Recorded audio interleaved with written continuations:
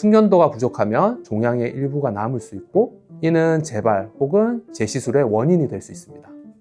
5에서 7mm 정도의 피부 절개를 통해서 기구를 내시경처럼 유방 조직 내로 삽입한 다음 우리가 목표로 한 종양 주위에 위치시키고 내부에서 깔끔하게 제거하는 수술 방법입니다. 흉터가 작아서 6개월 정도 시간이 지나면 환자에 따라 거의 보이지 않게 될 정도입니다. 지난 영상에서는 유방외과 진료가 필요한 증상과 유방 촬영술, 유방 초음파의 상호 보완성을 살펴봤습니다. 이번 영상에서는 맘모톰의 원리, 시술 과정, 숙련도에 따른 결과 차이, 그리고 제가 실제로 쓰는 출혈, 흉터 최소화 노하우까지 자세히 알려드리겠습니다.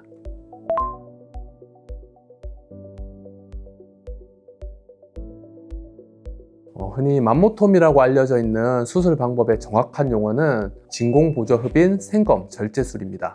맘모톰은 미국에서 개발된 장비의 브랜드명으로 전 세계적으로 사용되고 있어서 맘모톰 수술이 환자분들께서 통상적으로 사용되고 있는 표준용어로 생각하시면 되겠습니다. 5에서 7mm 정도의 피부 절개를 통해서 기구를 내시경처럼 유방 조직 내로 삽입한 다음 우리가 목표로 한 종양 주위에 위치시키고 내부에서 깔끔하게 제거하는 수술 방법입니다.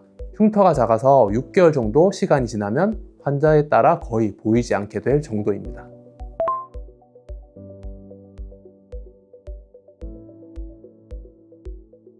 맘모톰 시술은 단순한 기술적 시술이 아니라 영상 판독 능력과 병리학적 판단, 시술 경험이 종합적으로 요구되는 과정으로 국내외 가이드라인에서도 맘모톰은 경험 있는 유방외과 의사 혹은 유방 영상의학과 의사가 시행하여야 한다고 강조하고 있습니다.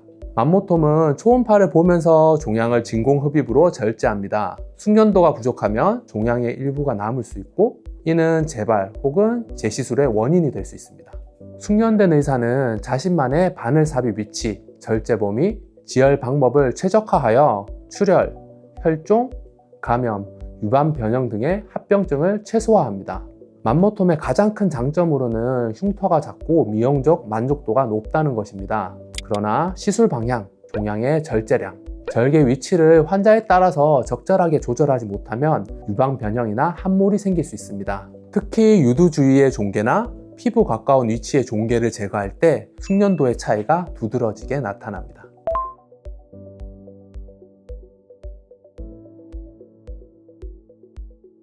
저보다 경험이 많고 수술을 잘 하시는 선생님들이 많이 계시겠지만 그동안의 경험을 바탕으로 저만의 꿀팁을 말씀드려 보겠습니다. 대부분 국소마취로 수술이 진행되지만 4군데 이상의 종양을 제거해야 되는 경우는 환자의 통증을 줄이기 위해서 수면마취로 수술을 진행합니다. 마취과 전문의가 365일 상주하는 종합병원이라서 가능한 일이라고 할 수 있겠습니다. 종양을 제거한 주위에 지혈제를 일정량 주입하고 바로 압박을 시행하여 출혈을 최소화하고 있습니다. 피부는 겉으로 실밥이 보이지 않는 피내 봉합으로 진행하여 미용적으로 흉터를 최소화하고 그 위로 피부 본드를 사용합니다. 피부 본드는 방수가 되기 때문에 수술 다음 날부터 바로 샤워가 가능하여 환자분들의 불편함을 최소화하고 있습니다. 또한 피부 본드를 사용하면 상처 소독이 필요 없기 때문에 수술 이후 수술 결과 확인을 위해 한 번만 더 내원하시면 되도록 세팅하여 환자분들의 병원 방문 시간을 줄이고 있습니다.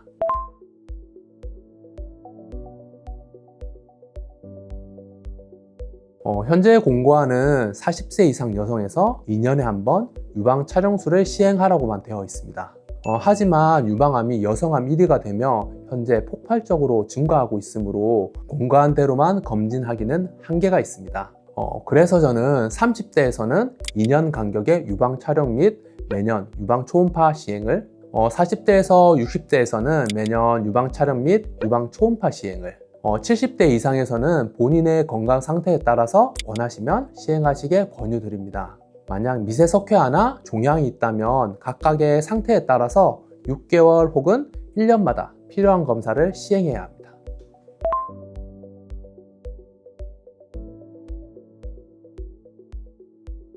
현재로서는 유방암의 정확한 발생 원인을 모르고 워낙 다양한 원인이 있을 수 있기 때문에 확실한 예방법을 제시할 수는 없습니다. 하지만 유방암을 일으킬 수 있는 위험 인자들 중에서 개인의 노력으로 그 위험성을 줄일 수 있는 부분들이 있습니다. 그 부분에 대해서 말씀드려 보겠습니다.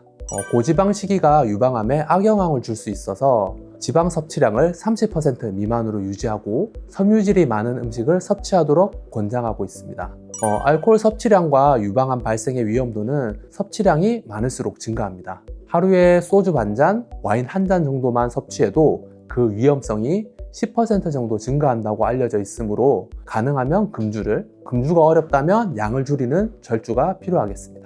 비만은 지방세포에서 에스트로겐을 만들어 유방암의 위험성을 증가시키므로 적정 체중을 유지하는 것이 좋겠습니다.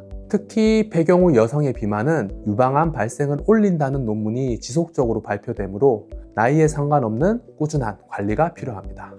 운동도 중요하겠죠. 약간 숨은 차지만 옆 사람과 대화는 가능한 정도인 중등도 이상의 운동을 일주일에 5회 이상 30분 이상 지속하면 유방암의 발생률을 줄일 수 있습니다. 수면의 양과 질은 유방암과 아주 밀접한 연관이 있습니다. 수면 부족을 호소하는 여성에서는 암세포 성장을 억제하는 멜라토닌의 분비가 억제되고 유방암을 발생시킬 수 있는 에스트로겐이 증가하면서 유방암 발생 위험을 10%에서 25%까지 올린다고 되어 있습니다. 최소 6시간 이상의 수면 시간을 규칙적으로 가지는 것이 중요할 것입니다.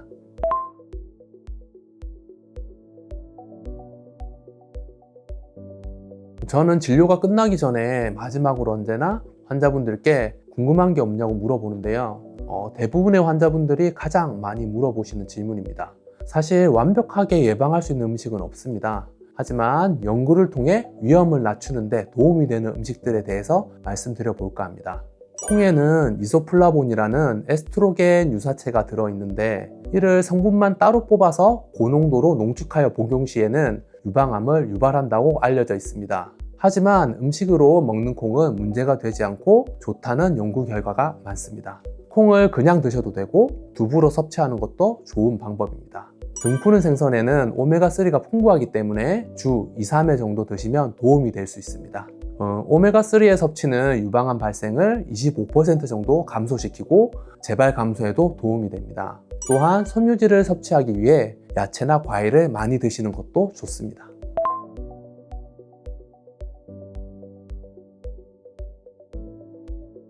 영양제 중에서는 비타민 D가 유방암을 예방하는 데 탁월한 효과가 있다고 되어 있습니다. 비타민 D는 섭취하지 않아도 햇빛 속의 자외선을 통해 자연적으로 체내에서 생성되는 비타민으로 알려져 있지만 야외 활동이 부족한 현대인에서는 피검사를 통해 확인해 보면 대부분이 부족한 수치를 나타냅니다.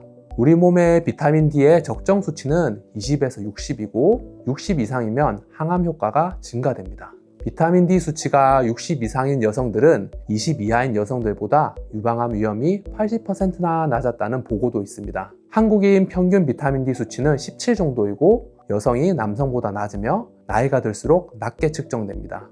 대부분 적정 수치 이하이기 때문에 보충이 필요하며 권장 용량은 1000에서 2000 IU, 암 환자의 경우 3000에서 4000 IU까지 복용이 가능합니다. 비타민 D는 지용성 비타민이라 과량 복용 시 독성을 나타낼 수 있습니다. 복용 후 적정 수치를 유지하기 위해서 6개월에 한 번씩 피검사를 통해 수치를 확인해야 합니다.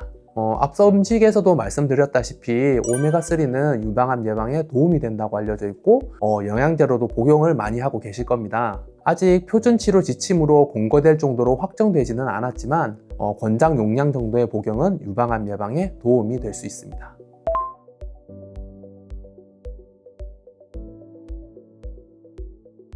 환자분들께서 느끼는 불안감은 혹시 내가 유방암이 아닐까 하는 두려움에서 시작됩니다. 유방암과 유방 종양의 발생을 막을 수 있는 근본적인 방법은 아직 없는 상태입니다. 하지만 2024년 유방암 학회에서 발행한 자료에 따르면 유방암 환자의 수술 후 5년 생존율은 평균 91.2%로 나타났습니다. 이는 유방암이 다른 암에 비해 비교적 예후가 좋은 암이라는 점을 보여줍니다. 그리고 0기에서 2기 사이에 발견된 조기 유방암은 5년 생존율이 90% 이상으로 매우 높아서 유방암을 조기에 발견하는 것이 무엇보다 중요합니다. 유방암이 전 세계뿐만 아니라 우리나라 여성암 1위를 차지한 현재 유방암의 조기 발견을 위하여 1년에 한 번은 유방 전문 병원을 방문해서 유방 촬영술 및 유방 초음파를 시행하는 정기 검진이 꼭 필요합니다. 그리고 믿을 수 있는 주치의의 의견에 따라 향후 경과 관찰 혹은 치료를 결정하는 것이 가장 중요할 것이라고 생각됩니다.